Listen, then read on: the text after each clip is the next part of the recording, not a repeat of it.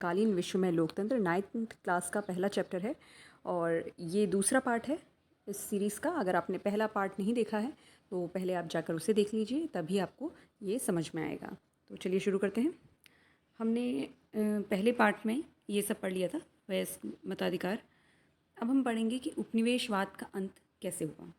और उपनिवेशवाद कहते किसे हैं, पहले तो हम ये जान लेते हैं। उपनिवेश वो कॉलोनियाँ थी या वो क्षेत्र थे, वो देश थे जो ब्रिटिश सत्ता ने दुनिया के अन्य हिस्सों पर अपना कब्ज़ा जो जताया था, उन्हीं को उनका उपनिवेश, ब्रिटेन का उपनिवेश कहते हैं। और इस प्रथा को कि जहाँ भी आप जाएं व्यापार के ज़रिए, व्यापार के लिए या फिर किसी और मकसद से, और वहाँ आप अंततः उस पर राजनीतिक रूप से काबिज़ हो जाएं या उस पर कब्ज़ा कर लें, उस देश पर ही, तो उसी को हम उपनिवेशवाद कहते हैं। तो आइए देखते हैं उपनिवेशवाद का अंत कैसे होता गया। जैसे हमें पता है कि भारत में भी 200 साल लगभग अंग्रेज़ों ने राज किया और उसके बाद 1947 को हमें 15 अगस्त 1947 को हमें आज़ादी मिली। तो देखिए, दुनिया में ऐसे कई देश थे जहाँ ब्रिटिश लोगों ने, यूरोपीय लोगों ने, अलग अलग देशों ने भी कई जगह दुनिया में अपनी कॉलोनियाँ बसाई हुई थी। आखिर इसका अंत कैसे हुआ ये देखते हैं। तो इसमें हम देखते हैं कि काफ़ी लंबे समय तक एशिया और अफ्रीका अधिकांश देश यूरोपीय राष्ट्रों के उपनिवेश बने रहे। इन परतंत्र देशों के लोगों को आज़ादी पाने के लिए संघर्ष करना पड़ा। ये लड़ाई अपने आप में उपनिवेशिक शासकों से आज़ादी की ही नहीं थी, इसमें अपना नेता खुद चुनने की इच्छा भी शामिल थी। हमारा देश उन थोड़े से परतंत्र देशों में से एक था जहाँ लोगों ने औपनिवेशिक शासन से मुक्ति के लिए राष्ट्रीय संघर्ष किया। इसमें से अनेक देशों ने दूसरे विश्व युद्ध के तत्काल बाद लोकतांत्रिक शासन व्यवस्था अपना ली। अब दूसरा विश्व युद्ध कब हुआ था? दूसरा विश्व युद्ध हुआ था 1939 यानी 1939 से 1945 तक, 1945 तक। तो उसके बाद लगभग कई कई जो उपनिवेश थे वहाँ स्वतंत्रता संग्राम होने शुरू हुए, लोकतंत्र व्यवस्था वहाँ अपनाई गई। तो देखते हैं कैसे हुआ। भारत ने 1947 में यानी 1947 में आज़ादी हासिल की और एक गुलाम देश से लोकतांत्रिक देश बनने की राह पर चल पड़ा। यहाँ आज तक लोकतंत्र बना हुआ है, फल फूल रहा है। उपनिवेश रहे अधिकांश दूसरे देशों का अनुभव अच्छा नहीं रहा है। पश्चिमी अफ्रीका के देश घाना का उदाहरण उपनिवेश रहे देशों के सामान्य अनुभवों को बहुत अच्छी तरह दर्शाता है। यह ब्रिटिश उपनिवेश था और तब इसका नाम था गोल्ड कोस्ट। घाना एक कंट्री है, ये भी ब्रिटिश यानी अंग्रेज़ों का एक उपनिवेश देश था जहाँ पर सत्ता जो थी वो गोरे लोगों की ही थी और तब उसका नाम हुआ करता था गोल्ड कोस्ट। तो यहाँ क्या हुआ ये बता रहे हैं। यह 1957 में आज़ाद हुआ, ठीक है, हमसे 10 साल बाद, ठीक है। तो ये हुआ 1957 में आज़ाद। अफ्रीका के सबसे पहले आज़ादी पाने वाले देशों में से एक था, यानी जो बाकी अफ्रीकी देश थे वहाँ इससे भी बाद में उन्हें आज़ादी मिल पाई। इससे अनेक अफ्रीकी देशों को आज़ादी के लिए संघर्ष करने की प्रेरणा मिली, ठीक है। एक सुनार के पुत्र और शिक्षक रहे वामे एनक्रूमा ने देश की आज़ादी की लड़ाई में सक्रिय भूमिका निभाई थी। वामे एनक्रूमा कहाँ की आज़ादी में महत्वपूर्ण भूमिका निभाते हैं? घाना, जो पहले गोल्ड कोस्ट हुआ करता था। फिर आगे देखते हैं। आज़ादी के बाद एनक्रूमा घाना के पहले प्रधानमंत्री और फिर राष्ट्रपति बने, ठीक है। वे जवाहरलाल नेहरू के मित्र और अफ्रीका में लोकतंत्रवादियों के लिए एक प्रेरणा पुरुष थे, लेकिन नेहरू के नक्शे कदम पर नहीं चल पाए।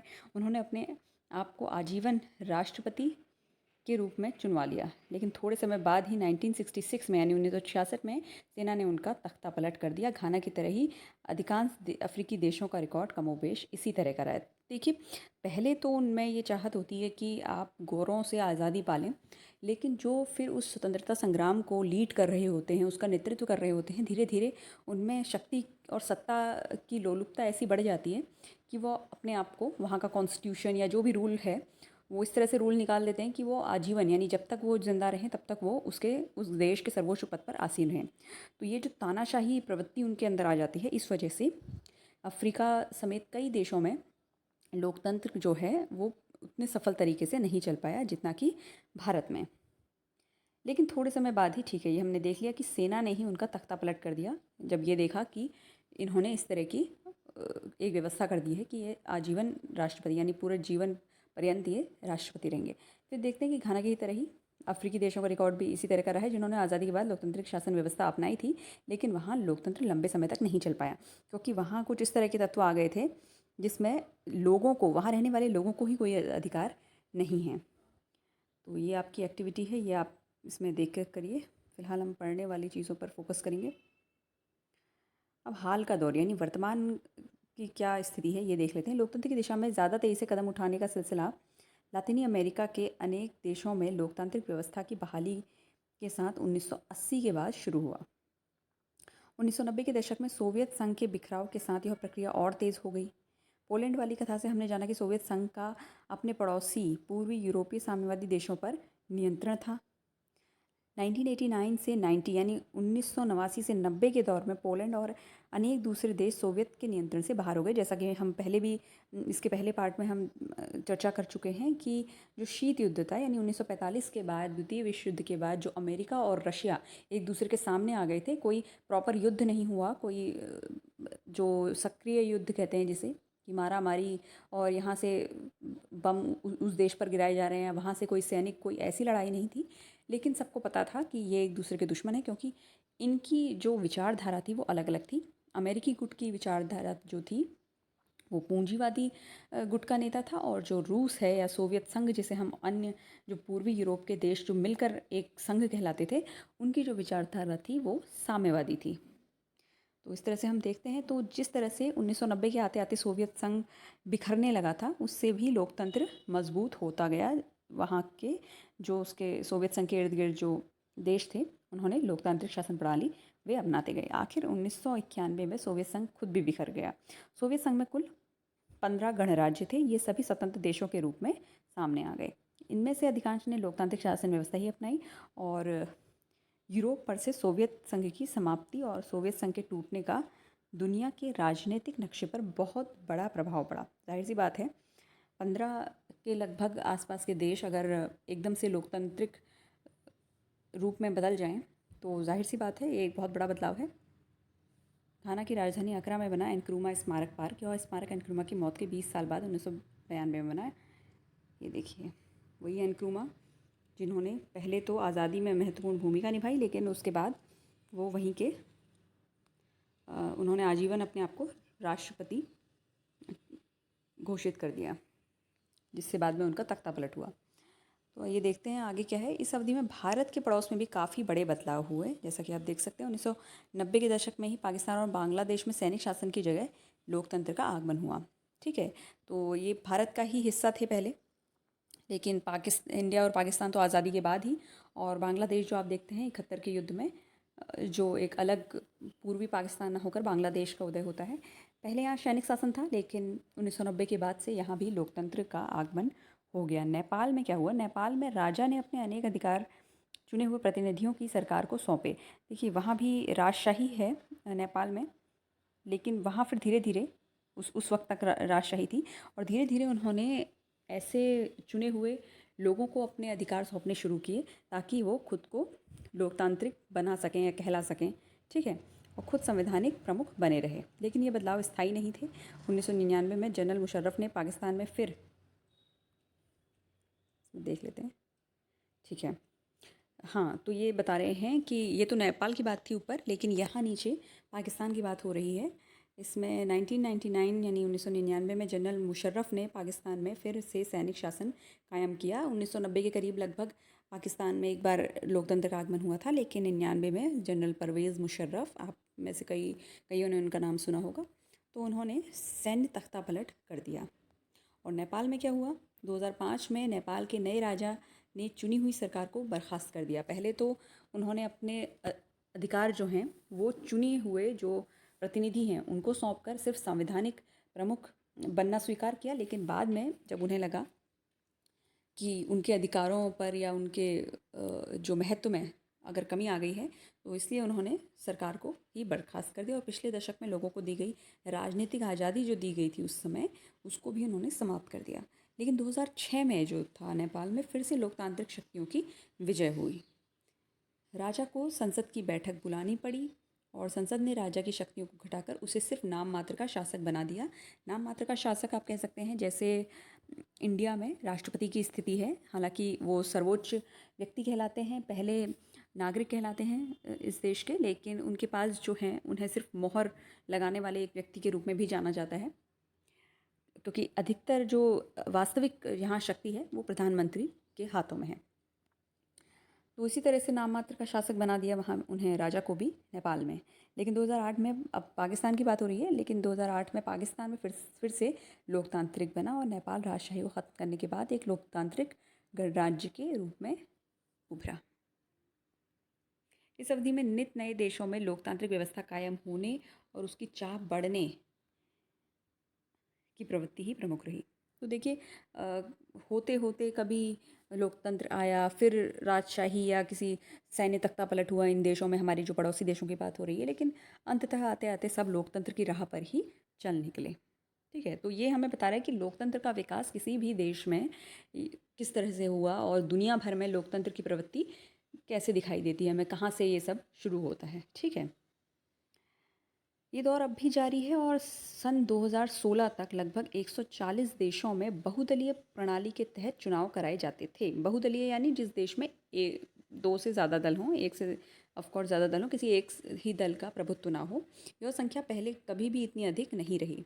लगभग 140 देश जो हैं वहाँ चुनाव होते हैं, तो ये एक बहुत बड़ा साइन है कि दुनिया के अधिकतर देशों ने लोकतंत्र को अपनाया है। अब देखिए, पहले अलोकतांत्रिक रहे 80 से ज़्यादा देश 1980 के बाद से लोकतांत्रिक व्यवस्था की तरफ बढ़ रहे हैं। तो 1980 के बाद जो एक ट्रेंड, एक चलन है कि हमें लोकतांत्रिक व्यवस्था पूरी तरह ना सही, लेकिन उसके कुछ तत्वों को इन्होंने आत्मसात करना शुरू कर दिया। लेकिन आज भी अनेक देशों में लोग ना तो अपने विचारों को मुक्त भाव से व्यक्त कर सकते हैं, ना ही वे अपना नेता चुन सकते हैं और अपने वर्तमान और भविष्य के बारे में बड़े फैसले भी नहीं ले सकते हैं। तो लोकतंत्र का एक बहुत ही महत्वपूर्ण जो पहलू है कि वहाँ लोगों को अपने विचार प्रस्तुत करने की स्वतंत्रता होती है और अपना नेता चुनने की स्वतंत्रता होती है। ठीक है, तो ऐसे कई देश हैं अभी भी जो इन आज़ादियों से वंचित हैं। ऐसा ही एक देश है म्यांमार। देखते हैं म्यांमार में क्या व्यवस्था है, जिसे पहले बर्मा भी कहा जाता था। ये 1948 में ही औपनिवेशिक शासन से आज़ाद हुआ और इसने लोकतंत्र को अपनाया।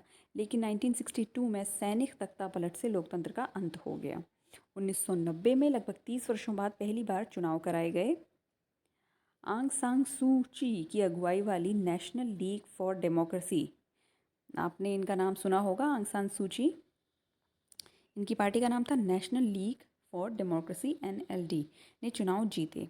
ठीक है, पर म्यांमार के फौजी शासकों ने सत्ता छोड़ने से इनकार कर दिया और चुनावी परिणाम को मान्यता ही नहीं दी। हालांकि वहाँ चुनाव हुए, ये जीते, लेकिन जो सैनिक सत्ता पहले से वहाँ थी उन्होंने इससे इनकार कर दिया। उन्होंने कहा नहीं, हम इन चुनाव को नहीं मानते और हम सत्ता पर ही बने रहेंगे। ये देखिए, ये है आंग सान सू ची का कार्टून और ये है म्यांमार की सैनिक सत्ता। ठीक है, इनके बारे में हम और पढ़ेंगे। उन्होंने सूची, आंग सान सूची समेत चुने हुए लोकतंत्र समर्थक नेताओं को गिरफ्तार करके जेल में डाल दिया, ताकि वो आने वाले समय में इनके लिए कोई खतरा ना बने। इसके लिए जो भी चुने हुए लोग थे उन्हें जेल में डाल दिया गया, या फिर उन्हें घर में ही नज़रबंद कर दिया गया, यानी उनको उनके घर को ही जेल में तब्दील कर दिया गया कि वो अपने घर से बाहर ना निकल पाएँ। ठीक है, बहुत छोटी छोटी राजनीतिक गतिविधियों के लिए भी लोगों को पकड़कर जेल की सज़ा दी गई। जैसे ही कोई लोकतंत्र की आवाज़ उठाई जाती तो वो उन लोगों को टारगेट करते थे और उन्हें जेल में डाल देते थे। यहाँ सरकार के खिलाफ सार्वजनिक रूप से बोलने या बयान जारी करने वाले किसी भी व्यक्ति को 20 वर्ष तक की जेल की सज़ा हो सकती है। तो देखिए, वहाँ सरकार के खिलाफ बोलना ही मना था उस समय, जब वहाँ सैनिक शासन था।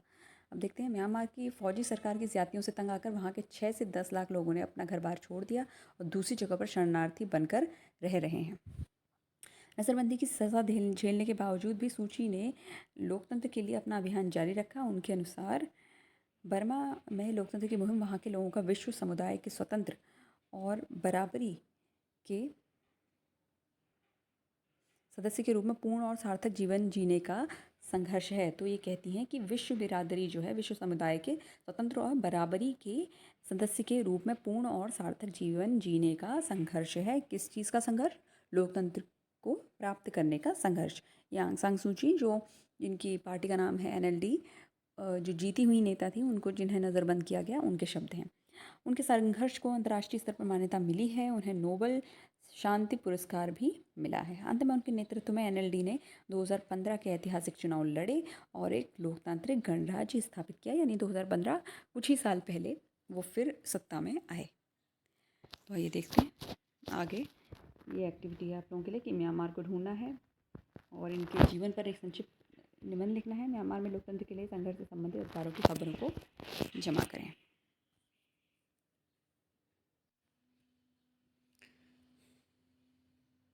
तो ये देखिए, हमने म्यांमार की कहानी देखी, सच्ची कहानी, और इसमें विश्व स्तर पर लोकतंत्र कैसे कायम हुआ, ये बच्चे इसी के बारे में वो कर रहे हैं बातचीत। और ये इराकी युद्ध के बारे में बातचीत कर रहे हैं कि वो क्यों हुआ, कैसे हुआ, आखिर उसे कौन रेगुलेट करता है, क्या विश्व स्तर पर भी कोई एक लोकतांत्रिक सरकार है, और अगर है तो उसका राष्ट्रपति कौन है। तो इन्हीं सवालों को जानने के लिए हम देखेंगे अंतर्राष्ट्रीय संगठन। अंतर्राष्ट्रीय संगठन यानी जो एक इंटरनेशनल संगठन होते हैं जिसके सदस्य सभी जो दुनिया के देश होते हैं अधिकतर वो सदस्य होते हैं। तो ये देखते हैं वो किस तरह से हैं और कैसे काम करते हैं। इस बातचीत में हम जिस सवाल पर आए हैं आइए उस पर भी विचार करें। क्या पूरी दुनिया में लोकतांत्रिक देशों की संख्या बढ़ने से देशों के बीच आपसी संबंध भी स्वतः लोकतांत्रिक बन जाएंगे? यानी अगर आप लोकतांत्रिक देश हैं, भारत लोकतांत्रिक है या पाकिस्तान लोकतांत्रिक देश है, तो क्या हमारे संबंध भी लोकतांत्रिक होंगे? तो इसमें देखते हैं कि, लेकिन इस सवाल पर विचार करने से पहले सुरेंद्र द्वारा उठाए गए मुद्दों पर गौर करें। सुरेंद्र का कहना है कि भारत की सरकार है और एक अमेरिका की सरकार है और फिर भी देश और भी देशों की सरकारें हैं। लेकिन होता क्या है, लेकिन दुनिया की कोई भी सरकार नहीं है, कोई ऐसी सरकार नहीं है जिसके द्वारा बनाए गए कानून दुनिया भर के लोगों पर लागू होते हों। अगर ऐसी कोई सरकार नहीं है, अगर कोई शासक नहीं है, कोई शासित नहीं है, तो हम लोकतंत्र की दो बुनियादी विशेषताओं को यहाँ कैसे लागू करेंगे? आपको याद है दो विशेषताएं क्या हैं कि शासकों का चुनाव लोग करेंगे और लोगों को बुनियादी राजनीतिक आज़ादी होगी। तो लोकतंत्र की दो विशेषताएं हमें पता है कि हम चुनाव की आज़ादी हमें होती है अपने शासकों के चुनाव की, और हमें बुनियादी जो राजनीतिक आज़ादी होती है जैसे विचार अभिव्यक्ति और ये सब चीज़ें होती हैं हमारे पास। तो ये कह रहे हैं कि अगर दुनिया में कोई लोकतंत्र सरकार नहीं है, पूरी दुनिया की एक कोई लोकतंत्र सरकार, तो हम इसे किस तरह से देखते हैं? सुरेंद्र की शंका जो है सामान्य ढंग से ठीक है, पर हम यह नहीं कह सकते कि यहाँ लोकतंत्र का सवाल नहीं उठता। कोई एक विश्व सरकार नहीं है, पर दुनिया में ऐसी कई संस्थाएं हैं जो आंशिक रूप में ऐसी सरकार के रूप में कुछ काम करती हैं। ये संगठन विभिन्न देशों और लोगों पर उसी तरह नियंत्रण नहीं रख सकते जैसा कि कोई सरकार रख सकती है, लेकिन वे नियम बनाते हैं जो सरकार के कामकाज की सीमा तय करते हैं और उनके लिए दिशा निर्देश देते हैं। इन बिंदुओं पर गौर कीजिए। तो इसमें कहा गया है कि जिस तरह से आपके देश में कोई सरकार होती है, वैसी तो कोई सरकार नहीं है और उसका कोई हेड नहीं है, क्योंकि उसे हम अगर पूरी दुनिया में कोई एक देश का व्यक्ति उस पद को पा ले और कहे कि मैं इस दुनिया का नेता हूँ, तो हम कैसे मान लेंगे? क्योंकि हम सभी के अलग अलग टेरिटरी है। हम सिर्फ अपने देश के ही हेड को अपना नेता मानते हैं, क्योंकि हम पूरी दुनिया के उसको तो चुन नहीं सकते अभी। तो हम किस बेस पर मानेंगे?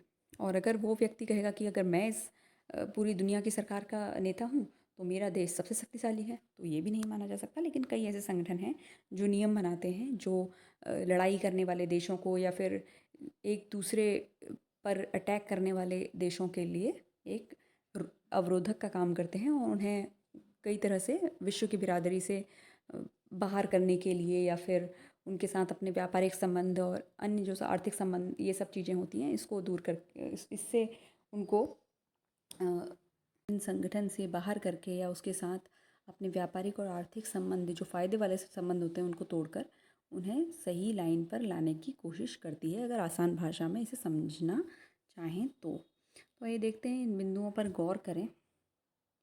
किसी एक देश की सीमा में न आने वाले समुद्री क्षेत्र के कार्य व्यापार को संचालित करने वाले कायदे कानून कौन बनाता है? या सभी देशों को प्रभावित करने वाले पर्यावरण के नुकसान को रोकने संबंधित नियम कानून कौन बनाता है? इस सवाल के बारे में संयुक्त राष्ट्र ने अनेक नियम बनाए हैं जो अधिकांश देशों पर लागू होते हैं। संयुक्त राष्ट्र जो है यानी यूनाइटेड नेशंस ऑर्गेनाइजेशन दुनिया भर के देशों का एक वैश्विक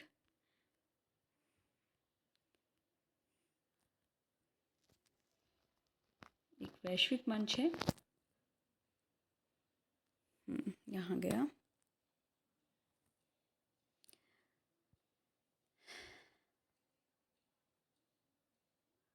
एक वैश्विक संगठन है। संयुक्त राष्ट्र दुनिया भर के देशों का एक वैश्विक संगठन है जो अंतर्राष्ट्रीय कानून, सुरक्षा, आर्थिक निकाय, सामाजिक समता के मामले में परस्पर सहयोग स्थापित करने में मदद करता है। संयुक्त राष्ट्र के महासचिव इसके प्रमुख प्रशासनिक अधिकारी हैं। और जो महासचिव होते हैं ये कोई पूरी दुनिया के राष्ट्रपति नहीं होते, ये कुछ समय बाद बदलते रहते हैं और इनका भी चुनाव किया जाता है। यहाँ देखिए यूएन की बिल्डिंग बनी हुई है, एक तरफ ये आतंकी हैं और एक तरफ ये सैनिक हैं और ये दुनिया नामक फुटबॉल से खेल रहे हैं।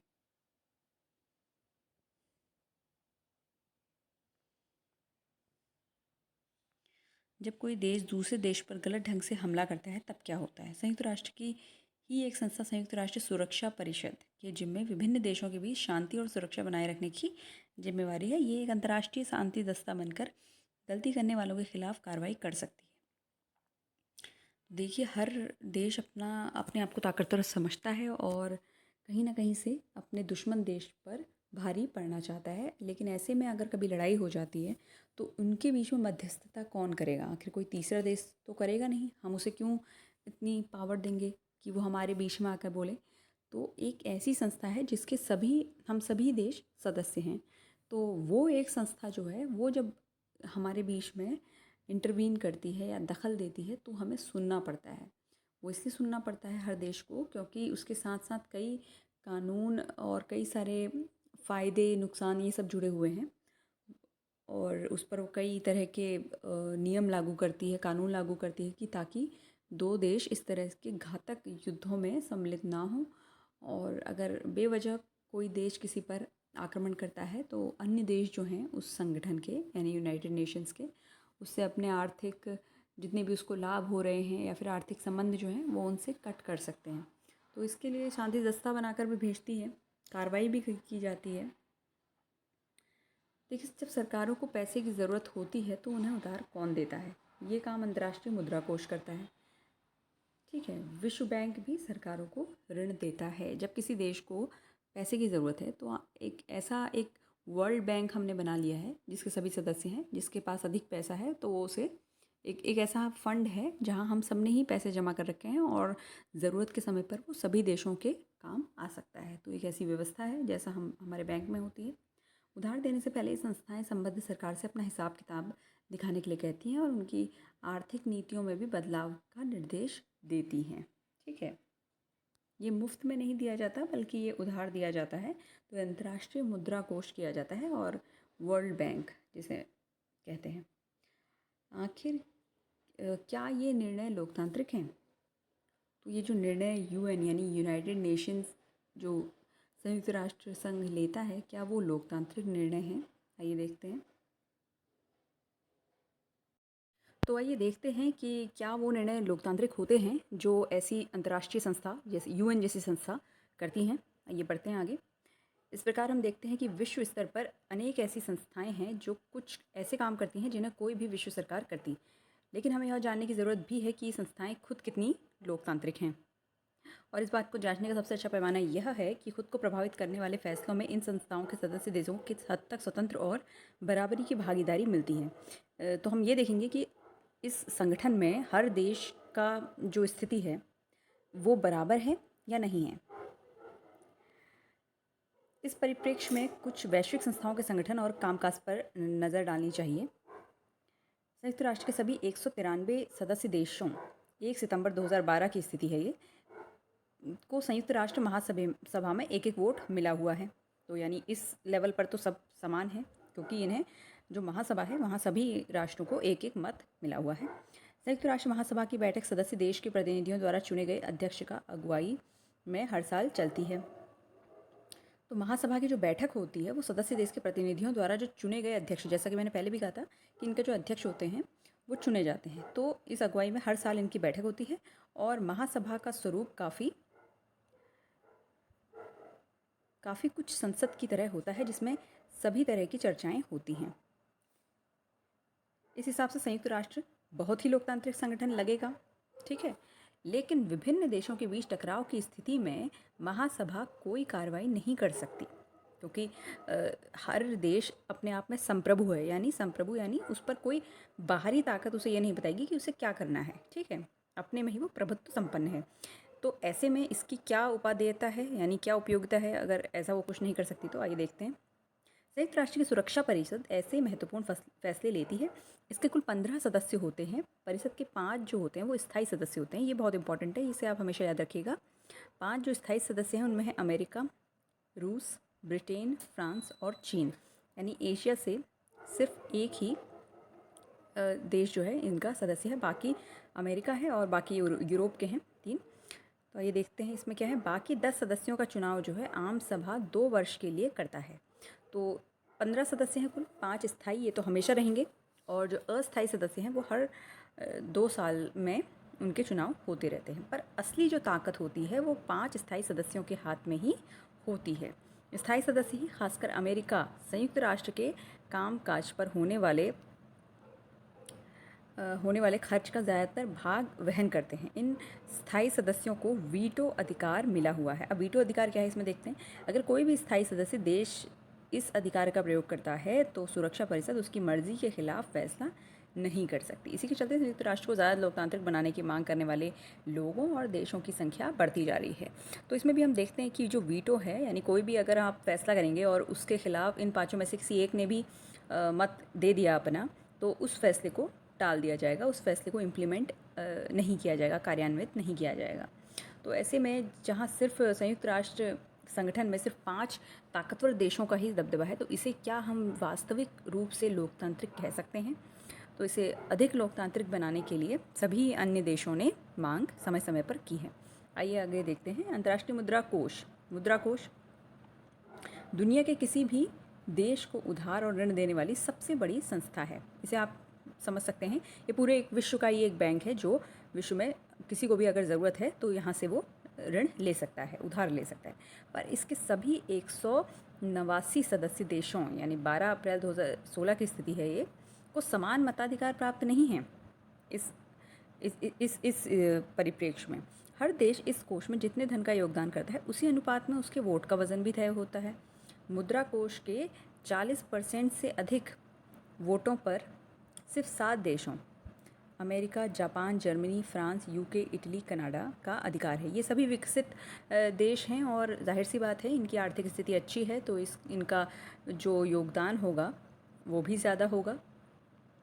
तो इन्हें यहाँ अपनी आर्थिक स्थिति के अनुसार अधिक जो अधिकार हैं वो मिले हुए हैं। बाकी जो 182 सदस्य इस अंतर्राष्ट्रीय संगठन के फैसलों को ज़्यादा प्रभावित करने की स्थिति में नहीं हैं, यानी अमीर जो राष्ट्र हैं उनका ज़्यादा दबदबा है। जो गरीब देश हैं या जिनकी आर्थिक स्थिति उतनी अच्छी नहीं है उन्हें थोड़ी कम जो है अधिकार मिले हैं। विश्व बैंक में भी वोटिंग की ऐसी ही प्रणाली है। विश्व बैंक का अध्यक्ष हमेशा कोई इसमें देखते हैं हमेशा कोई अमेरिकी नागरिक ही रहा है। तो देखिए जो बैंक है, जो सबसे महत्वपूर्ण चीज़ है किसी का आर्थिक पक्ष, तो उस संगठन के आर्थिक पक्ष में अमेरिका का ही दबदबा हमें देखने को मिल रहा है, और जिसका मनोनयन अमेरिकी वित्त मंत्री करते हैं। तो संयुक्त राष्ट्र संगठन किसी एक देश का जागीर तो है नहीं, तो आखिर क्यों उसका मनोनयन यानी उसे मनोनीत कर रहे हैं अमेरिकी वित्त मंत्री? तो ये सवाल उठाया जा सकता है इसके अलोकतांत्रिक होने के संबंध में। फैसले लेने के इन तरीकों की तुलना उन लोकतांत्रिक तरीकों से करें जिनकी चर्चा हम इस अध्याय में करते रहे हैं। ज़रा सोचिए आप उस देश के बारे में क्या कहेंगे जहाँ कुछ लोगों के लिए सरकार में मंत्री पद स्थायी रूप से बना रहे और जिन्हें पूरे संसद द्वारा लिए गए फैसलों को भी रोकने का अधिकार हो, या फिर आप उस संसद के बारे में क्या कहेंगे जहाँ सिर्फ 5% सदस्य ही बहुमत की राय को पलट देने या रोक देने में सक्षम हो? क्या आप इनको लोकतांत्रिक कहेंगे? राष्ट्रीय सरकारों के लोकतांत्रिक न होने के लिए हम जिस सरल कसौटी का प्रयोग करते हैं अधिकांश वैश्विक संस्थाएं उस पर खरी नहीं उतरती हैं। तो लोकतांत्रिक मूल्य तो समान है कि सबको समान अधिकार मिलने चाहिए, लेकिन चाहे वो वोटिंग का हो, चाहे मुख्य फैसले लेने का हो, संयुक्त राष्ट्र संगठन में ऐसा हमको नहीं दिखाई देता है।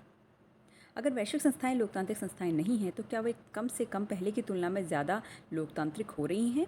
इस बात के भी बहुत उत्साहवर्धक संकेत हमें नहीं दिखते हैं। दरअसल विभिन्न राष्ट्र तो पहले की तुलना में ज़्यादा लोकतांत्रिक हो रहे हैं, पर अंतर्राष्ट्रीय संगठन के लोकतांत्रिक चरित्र में कमी आती जा रही है। 20 साल पहले दुनिया में 2 महाशक्तियाँ थीं, जैसा कि मैं पहले भी बता चुकी हूँ कि शीत युद्ध हुआ था इन दोनों के मध्य, अमेरिका और सोवियत संघ, जिसे आज हम रूस भी कहते हैं। इन 2 महाशक्तियों और उनके पीछे रहने वाले देशों के समूहों की प्रतिद्वंद्विता और टकराव से इन सभी वैश्विक संगठनों का जो शक्ति संतुलन है वो ज़्यादा बेहतर रहा करता था, क्योंकि जब दो पहिए रहेंगे तो उसके ऊपर बैलेंस ज़्यादा रहेगा। लेकिन जब एक ही पहिया अपने आप को समझ ले कि भाई सब कुछ मेरे पर ही टिका है और मैं ही इस गाड़ी को चला रहा हूँ, तो जाहिर सी बात है उसके प्रभुत्व को आपको मानना ही पड़ेगा। ठीक है, तो सोवियत संघ के पतन के बाद अमेरिकी दुनिया की एकमात्र महाशक्ति लगता है। हम सभी जानते हैं कि दुनिया का सबसे ताकतवर देश आज के समय पर अमेरिका है। यह अमेरिकी प्रभुत्व अंतर्राष्ट्रीय संस्थाओं के कामकाज को भी प्रभावित करता है। यह कहना का ऐसा अर्थ नहीं निकालना चाहिए कि वैश्विक लोकतंत्र की ज़रूरत नहीं है या इस दिशा में कोई प्रगति नहीं हो रही है। ज़रूरत तो उन लोगों की तरफ से पैदा की जा रही है जो विभिन्न कारण से आज एक दूसरे के ज़्यादा संपर्क में आ रहे हैं। पिछले कुछ वर्षों में विभिन्न देशों के लोग अपनी सरकारों की मदद के बिना एक दूसरे के ज़्यादा संपर्क में आए हैं। उन्होंने युद्ध और दुनिया पर कुछ देशों या व्यापारिक कंपनियों के प्रभुत्व के खिलाफ वैश्विक संगठन भी बनाए हैं। किसी भी देश में लोकतंत्र जिस तरह लोगों के संघर्षों और पहल से मजबूत हुआ है, वैसे ही वैश्विक मामलों में भी यह लोगों के संघर्षों से ही आगे बढ़ी है। देखिए, इसमें चाहे संगठन में चाहे कमी हो, ये कम लोकतांत्रिक है, लेकिन जो वहाँ रहने वाले लोग हैं वो काफ़ी तरीके से, जब से इंफॉर्मेशन टेक्नोलॉजी आई है तो तब से क्या हुआ है कि पूरी दुनिया एक ग्लोबल विलेज बन चुकी है। लोग आपस में इंटरेक्शन कर रहे हैं, वाद संवाद हो रहा है। तो इस तरह से ये भी लोगों के ही संघर्ष से मजबूत होगा, ऐसी आशा की जा रही है। इसमें ऊपर एक कार्टून था, विश्व बैंक में रहकर विकास का काम ठीक उसी तरह करूँगा, मैंने पेंटागन में रहते हुए शांति कायम करने का किया था। तो ये अमेरिकी प्रभुत्व को दिखाने के लिए एक कार्टून बनाया गया है। वॉल्फोविज अमेरिका के रक्षा मंत्रालय में, जिसे आम बोलचाल में पेंटागन कहते हैं, एक बड़े अधिकारी थे। वे इराक पर हमला करने के प्रबल पक्षधर थे। यह कार्टून उन्हें विश्व बैंक का अध्यक्ष बनाने पर टिप्पणी करता है। और कार्टून विश्व बैंक और अमेरिका के संबंधों के बारे में हमें क्या बताता है। तो इसमें हमने पहले ही देखा कि विश्व बैंक में जो भी अध्यक्ष होते हैं वो अधिकतर अमेरिका के वित्त मंत्री ही उन्हें मनोनीत करते हैं। और इस तरह से अमेरिकी प्रभुत्व को हम यहाँ देख सकते हैं। अब है बाहरी समर्थन का सवाल। पृष्ठ 19 और 20 पर दिए गए दोनों कार्टूनों को गौर से देखिए। ठीक है, इसमें एक अमेरिकी नागरिक है, वो इराक को कैक्टस दे रहा है, और जो 20 में है वो अमेरिकी सैनिक इराकी व्यक्ति का हाथ पकड़कर वोट डलवा रहा है। यानी इससे इसमें अमेरिका की बहुत ज़्यादा प्रभुत्व को हमें देखने को मिलता है कि किस तरह से अमेरिका ने इराक में, यहाँ देखिए, इराक में चुनाव के दौरान अमेरिकी फ़ौज की मौजूदगी के पक्ष में तर्क दिया जा रहा था कि ऐसा लोकतंत्र की मदद के लिए किया जा रहा है। क्या यह कार्टून किसी और स्थिति पर भी लागू हो सकता है? तो चाहे चुनाव करवाए हों और वहाँ फ़ौज लगा दी गई हो, लेकिन ऐसा भी हो सकता है कि उस पर उनका काफ़ी दबदबा रहा हो और इससे उनका चुनाव प्रभावित हुआ हो। तो ये जो बाहरी समर्थन का सवाल है, आइए इसके बारे में थोड़ा देखते हैं। ये कार्टून वैश्विक लोकतंत्र के बारे में एक मौलिक सवाल उठाते हैं। हाल ही में दुनिया के ताकतवर देशों, खास तौर से अमेरिका ने शेष दुनिया में लोकतंत्र को बढ़ाने का जिम्मा खुद संभाल लिया है। ठीक है, उनका कहना है कि सिर्फ लोकतांत्रिक मूल्यों के प्रचार से ही काम नहीं चलेगा। लोकतांत्रिक देशों को उन देशों में लोकतांत्रिक स्थापित करने के लिए सीधा दखल देना चाहिए जहां लोकतंत्र नहीं है। कुछ मामलों में तो ताकतवर देशों ने गैर लोकतांत्रिक देशों पर सशस्त्र हमला भी किया है। सुष्मिता यही बात कर रही थी। आइए देखें कि इराक में क्या हुआ। इराक पश्चिमी एशिया का, अब इसे ध्यान से देखिएगा, इराक जो है वो पश्चिमी एशिया का एक देश है। 1932 में वह ब्रिटिश गुलामी से आज़ाद हुआ। 3 दशक बाद यहाँ फ़ौज ने कई सरकारों का तख्ता पलटा। 1968 से अब यहाँ अरब सोशलिस्ट बाथ पार्टी, यानी अरबी शब्द बात का मतलब होता है पुनर्जागरण, ठीक है, इसका शासन था 1968 से। बाथ पार्टी के नेता जो थे वो सद्दाम हुसैन, इन्होंने 1968 के तख्ता पलट में महत्वपूर्ण भूमिका निभाई थी और उसी तरह से यह पार्टी जो है वो सत्ता में आई थी। तख्ता पलट आप जानते हैं, जो मौजूदा जो सत्ता है उसको पलट के, यानी उसको हटा के खुद काबिज हो जाने को ही तख्ता पलट कहते हैं। सरकार ने पारंपरिक इस्लामी कानूनों को हटाया और औरतों को अनेक ऐसे अधिकार दिए जो अन्य पश्चिमी एशिया में कहीं नहीं दिए गए थे। 1979 में राष्ट्रपति बनने के बाद, यानी 1979 में राष्ट्रपति बनने के बाद से ही सद्दाम हुसैन ने अपनी तानाशाही चलाई और अपने शासन का विरोध करने वालों को सख्ती से दमन किया। अपने अनेक राजनीतिक विरोधियों की हत्या और जातीय अल्पसंख्यक समुदाय लोगों का नरसंहार कराने के लिए भी वे कुख्यात हुए।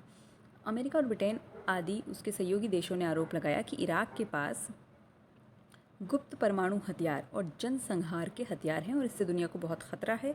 लेकिन जब संयुक्त राष्ट्र ने जांचने के लिए अपनी विशेषज्ञ टीम इराक भेजी तो उस टीम को ऐसे कोई हथियार नहीं मिले।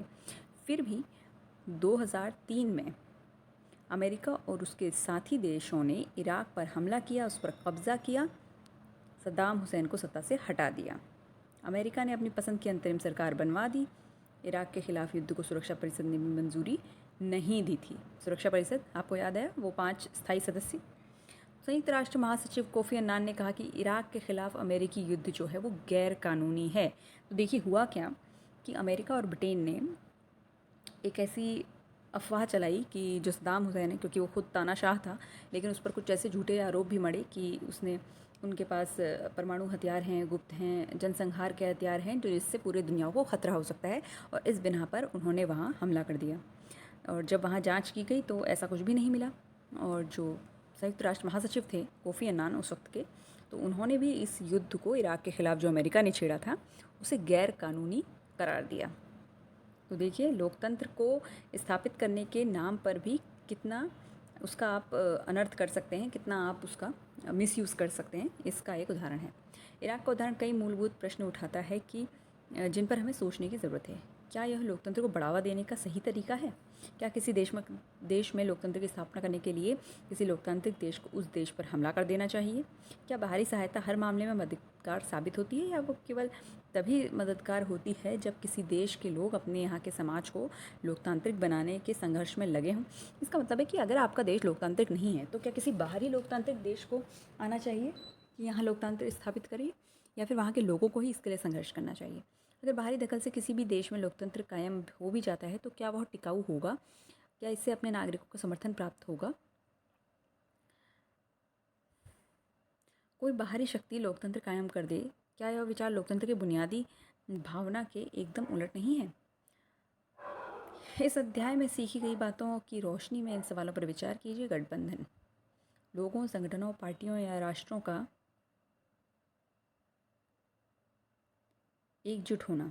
यह गठबंधन अस्थायी होता है, सुविधाजनक रहने तक ही रह सकता है। जनमत संग्रह क्या होता है, आइए देखते हैं। जनमत संग्रह सभी मतदाताओं के सामने कोई एक प्रस्ताव रखकर उस पर हाँ या ना में जवाब देने का प्रत्यक्ष चुनाव है। यानी आप मान लीजिए कोई पॉलिसी अप्लाई कर रहे हैं, अगर आप सरकार में हैं और अगर आप जानना चाहते हैं जनता की राय कि कितने प्रतिशत लोग इसके पक्ष में हैं, कितने विपक्ष में हैं, यानी कितनों को ये पसंद नहीं है, तो इसके लिए आप जनमत संग्रह कराते हैं।